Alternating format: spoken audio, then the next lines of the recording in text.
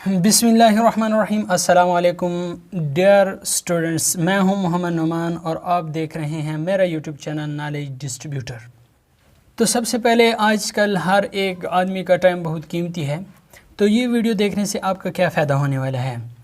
तो ये वीडियो देखने से आप लोग तकरीबन वो MCQs जान जाएंगे जो पिछले ईटा के पेपर में आए हुए हैं, जो पिछले ईटा जूनियर कलर के पेपर में आए हुए हैं, या इसी तरह के MCQs ईटा की तरफ से किसी भी पुलिस टेस्ट या किसी भी टेस्ट में आ सकते हैं, क्योंकि ये जनरल MCQs हैं।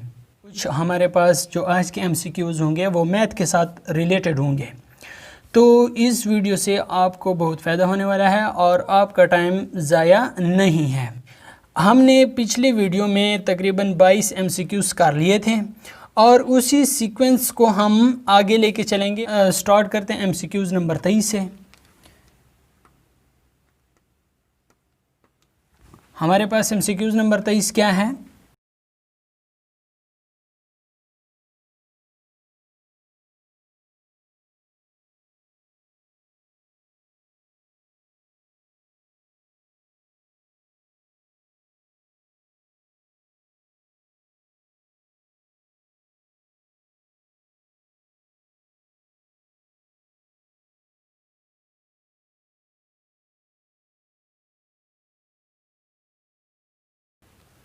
हमारे पास MCQs नंबर 23 है कि Mohammad bin Qasim was the nephew and son in law of. क्या हमारे पास मोहम्मद बिन कासिम नेफ्यू यानी भतीजे एंड सन इन लॉ और दामाद थे किसके? तो इसका हमारे पास आंसर है हज्जाज बिन यूसुफ। हज्जाज बिन यूसुफ। हमारे पास MCQs नंबर 24 है।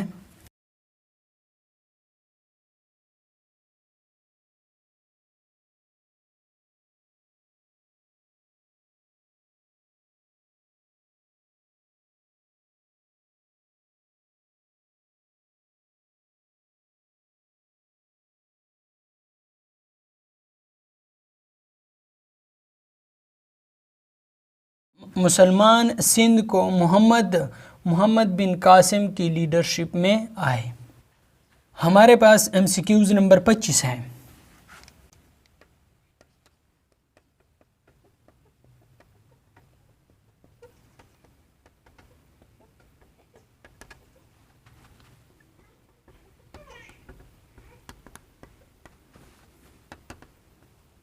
हमारे पास MCQs नंबर 25 है कि Mohammad bin Qasim cam to Sindh in.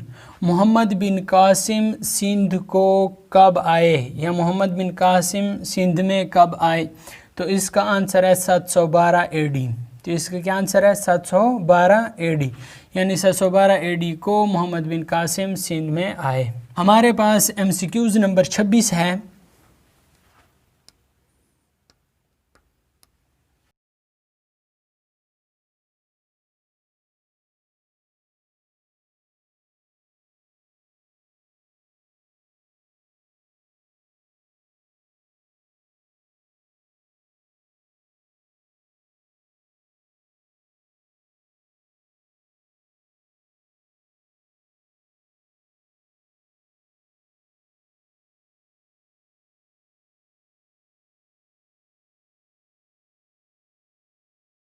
MCQs number 26 है कि Sindh was conquered by Mohammad bin Qasim during the period of.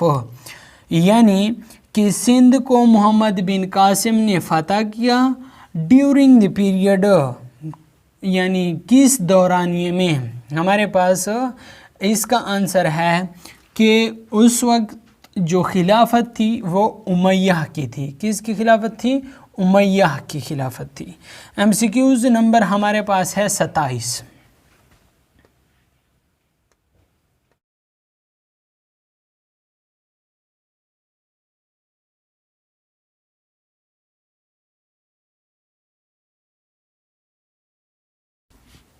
हमारे पास MCQs नंबर 27 है कि Raja Dahir was the ruler of. Raja Dahir कहाँ के हुक्मरान थे? तो इसका जवाब है सिंध।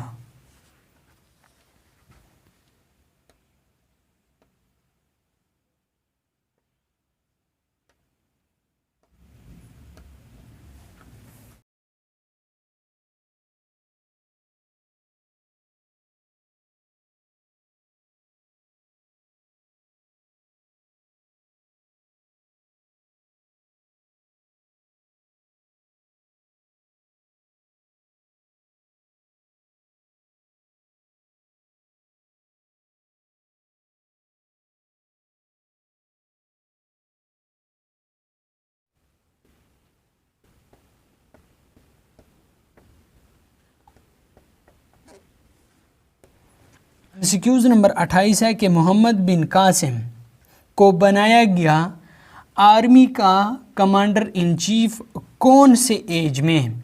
तो इसका आंसर है हमारे पास 17, यानी 17 एज में। यानी मोहम्मद बिन कासिम 17 ईयर का था, 17 ईयर।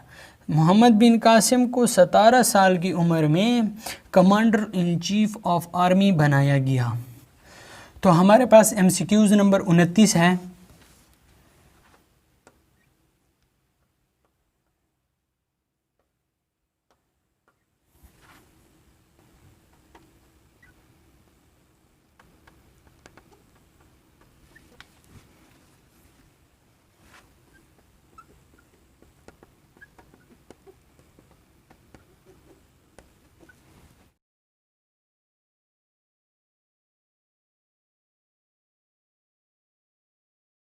MCQs नंबर 29 है कि which province of Pakistan is called Babul इस्लाम?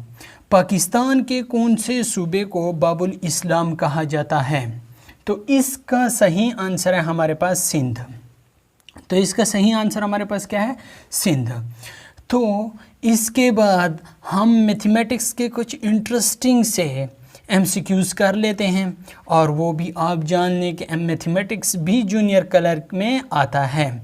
और ये जो MCQs हैं जनरल नॉलेज के, ये MCQs कांस्टेबल के टेस्ट में भी आ सकते हैं और जूनियर क्लर्क के टेस्ट में भी आ सकते हैं। तो लिहाजा आप दोनों के लिए जो है ना यहाँ से तैयारी कर सकते हैं। तो जो मैथमेटिक्स के MCQs हैं वो भी ज़रा देख लें, वो भी इसी टेस्ट के अंदर इंक्लूड हैं। तो वो हमारे पास हो गया MCQs नंबर 30। ये कहता है कि the product of two number is, के दो नंबर को जब हम ज़रब दें तो उसका जवाब आता है 2500। कितना आता है? 2500। इफ़ देयर LCM इज़ 125, अगर इसका LCM 125 होगा तो इसका HCF मालूम करें। किस तरह? LCM लीस्ट कॉमन फैक्टर 125 है और HCF कितना होगा, यानी हायर कॉमन फैक्टर कितना होगा, वो हमने मालूम करना होगा। तो इसे ज़रा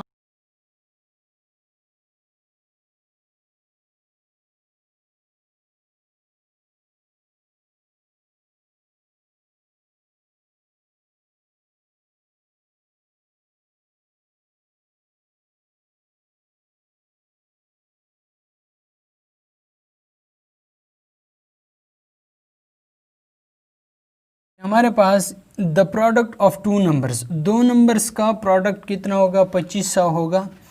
तो इफ़ देयर LCM इज़ 125, तो इसका LCM कितना होगा? 125 होगा। देन फाइंड देयर HCF, तो इसका HCF फाइंड करें।